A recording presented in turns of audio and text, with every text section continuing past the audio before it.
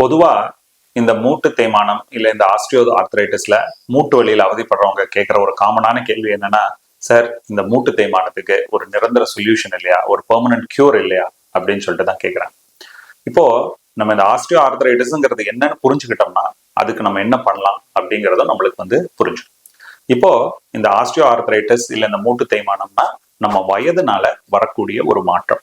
அதாவது நம்மளுடைய உடம்புக்கு வயது கூட கூட அந்த மூட்டுக்குள்ள இருக்கிற அந்த குருத்தெலும்பு அதனுடைய பலத்தை இழந்து அதனுடைய திக்னஸை இழந்து அது சன்னமாகி அது தேஞ்சு போறதுதான் இந்த ஆஸ்டியோ ஆர்த்ரைட்டிஸ் இல்ல மூட்டு தேய்மானம் அப்படின்னு சொல்லிட்டு சொல்றோம். இப்போ நம்ம வயசை திருப்ப முடியுமா? பண்ண முடியாது. அதே மாதிரி நம்ம வயதாகாம தடுக்க முடியுமா? தடுக்க முடியாது. அதே மாதிரிதான் இந்த மூட்டுக்குள்ள இருக்கிற இந்த குருத்தெலும்பும் தேயறத நம்மளால பரிபூர்ணமா நிறுத்த முடியாது. ஆனா அந்த தேயறது மெதுவா தேயறதுக்கு ஒரு சில விஷயங்களை நம்ம பண்ணும்போது அந்த தேய்மானம் கம்மியா நடக்கிறதுக்கு வாய்ப்பு இருக்கு. என்னென்னலாம் பண்ணுனா இந்த மூட்டு தேய்மானம் மெதுவா நடக்கும் அப்படின்னு பார்க்கலாம். ஒண்ணு, இப்ப யாருக்காவது உடல் வெயிட் ரொம்ப அதிகமா இருக்குன்னு வச்சுக்கோங்க. அந்த என்டையர் வெயிட்டையும் நம்ம முழங்கால் மூட்டு வழியா தான் பாதத்துக்கு போகுது. அப்போ அந்த வெயிட் யாருக்காவது அதிகமா இருந்ததுன்னா அவங்க மூட்டுல இருக்கிற குருத்தெலும்பு மேல இருக்கிற லோடும் அதிகமாகுது. அதனால அந்த மூட்டு தேயறது அதிகமா இருக்கு. இப்போ 40 வயதுல இருக்கிற 2 பேரை எடுத்துக்கிறோம்னு வச்சுக்கோங்க. ஒருத்தங்க நார்மலான உடல் வெயிட்டா இருக்காங்க, இன்னொருத்தங்க உடல் வெயிட் ரொம்ப அதிகமா இருக்குன்னு வச்சுக்கோங்க. இப்ப 2 பேர்லயுமே மத்த எல்லா ஃபேக்டர்ஸும் சேமா இருக்கும் பட்சத்தில் இந்த வெயிட்னால பாத்தீங்கன்னா இந்த 40 வயதுல இருக்கிறவங்கள எவ்வளவு கார்டிலேஜ் தேஞ்சிருக்கு, இந்த குருத்தெலும்பு தேஞ்சிருக்குங்கிறதையும் 40 வயதுல உடல் வெயிட் அதிகமா இருக்கிறவங்கள எவ்வளவு தேஞ்சிருக்குன்னு பாத்தீங்கன்னா ஓவர் வெயிட்டா இருக்கிறவங்கள தேய்மானம் அதிகமா இருக்கும். எவ்வளவு அதிக நாட்கள் நம்ம ஓவர் வெயிட்டா இருக்குமோ அந்த அளவுக்கு கார்டிலேஜினுடைய தேய்மானமும் அதிகமா இருக்கும். அதனால இப்ப யாருக்காவது அவங்க மூட்டு தேயறதை கம்மி பண்ணணும் அப்படின்னா ஃபர்ஸ்ட் விஷயம் பண்ண வேண்டியது என்ன? அவர்களுடைய உடல் வெயிட் நார்மல் ரேஞ்சில் இருக்கணும். அதிக வெயிட் இருக்கிறவங்க அந்த வெயிட்டை குறைக்கணும்.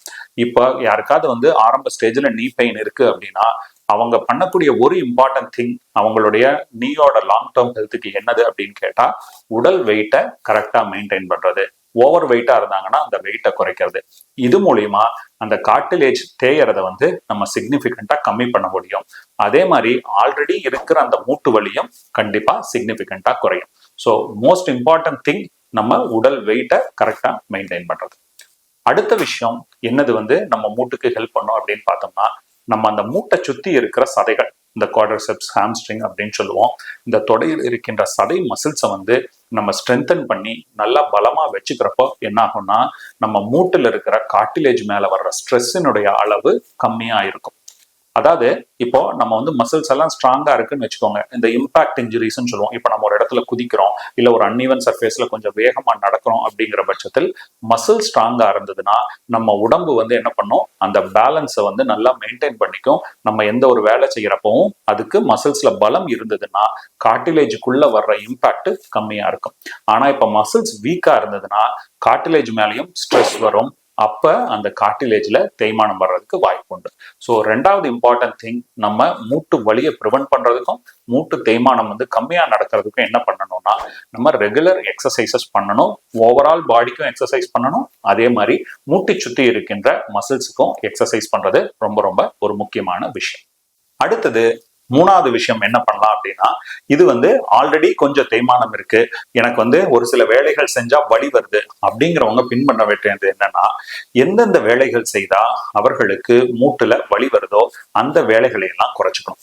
பொதுவா பார்த்தோம்னா இப்போ நிறைய படி ஏறுறதுங்கிறது மூட்டுகளை பொறுத்த வரைக்கும் ஒரு நல்ல எக்ஸசைசஸ் இல்லை. பர்டிகுலர்லி யாருக்காவது மூட்டு தேய்மானம் ஆல்ரெடி இருக்கு அப்படிங்கிறவங்கள இது கண்டிப்பா என்ன பண்ணும்னா வலியையும் வீக்கத்தையும் அதிகம் பண்ணும். அதனால ஆல்ரெடி கொஞ்சம் தேய்மானம் இருக்கிறவங்க நிறைய படி ஏறி இறங்குறத குறைச்சிக்கணும்.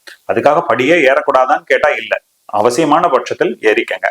ஆனா தொடர்ந்து நான் 3 மாடி 4 மாடி எக்ஸசைஸா படி ஏறுவேன் அப்படின்னு பண்றது ஆல்ரெடி கொஞ்சம் தேய்மானம் இருக்கிறவங்களுக்கு நல்லது இல்லை.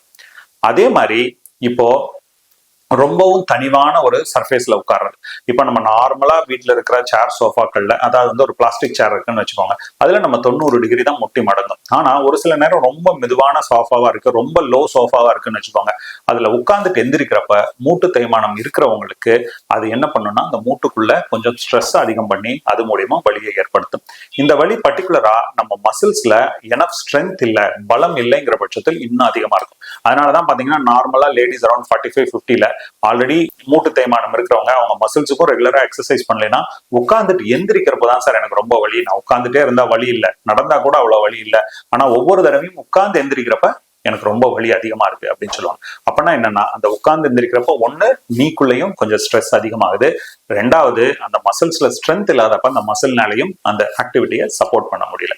சோ நான் முதல்ல சொன்ன மாதிரி இந்த படி ஏறி இறங்குறது, ரொம்ப தனிவான சேர் சோஃபால உட்கார்றத அவாய்ட் பண்ணிக்கணும். சரிங்களா? அதுக்கப்புறம் நீங்க எக்ஸசைஸ் பண்றது ரொம்ப அவசியம். ஆனா குதிச்சு குதிச்சு பண்ணக்கூடிய எக்ஸசைஸ்களை அவாய்ட் பண்றது மூலியமா கார்டிலேஜ் டேமேஜை ப்ரிவென்ட் பண்ணிக்க முடியும்.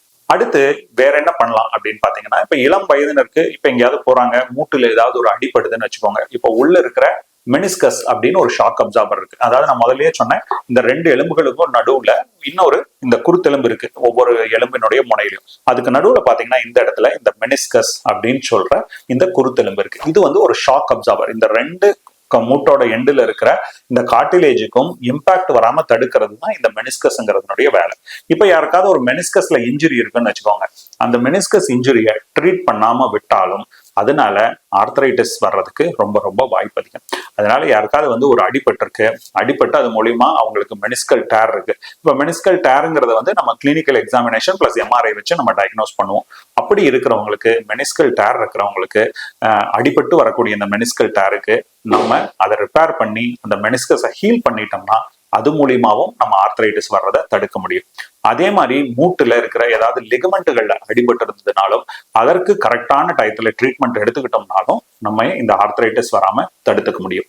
ஸோ இன் ஷார்ட், இந்த ஆர்த்தரைட்டிஸ்ங்கிறது வந்து ஒரு வயதினால ஏற்படக்கூடிய மாற்றம். இந்த மாற்றம் வராமல் நம்மளால தடுக்க முடியாது. ஆல்ரெடி இருக்கிற மாற்றத்தையும் நம்ம வந்து ரிவர்ஸ் பண்ண முடியாது. ஆனா மேற்கொண்டு டேமேஜ் நடக்காமல் இருப்பதற்காக நம்ம வந்து உடல் எடையை பார்ப்பதன் மூலமாகவும் ரெகுலரான எக்ஸசைசஸ், முழு உடலுக்கான எக்ஸசைஸ் பிளஸ் மூட்டுக்கான எக்ஸசைஸ் செய்யறது மூலியமாகவும் எந்தெந்த ஆக்டிவிட்டிஸ் செஞ்சா அது மேல கார்டிலேஜுக்கு ஃபர்தர் டேமேஜ் ஆகுமோ அந்த ஆக்டிவிட்டிஸை அவாய்ட் பண்றதன் மூலமாகவும் நம்ம வந்து இந்த மூட்டு தேய்மானம் மேற்கொண்டு அதிகமாகாமலும் இல்ல இருக்கிற தேய்மானம் ப்ரோக்ரஸ் ஆகிறத வந்து ஸ்லோ பண்ணியும் நம்ம மூட்டினுடைய ஆரோக்கியத்தை பாதுகாத்துக்க முடியும்.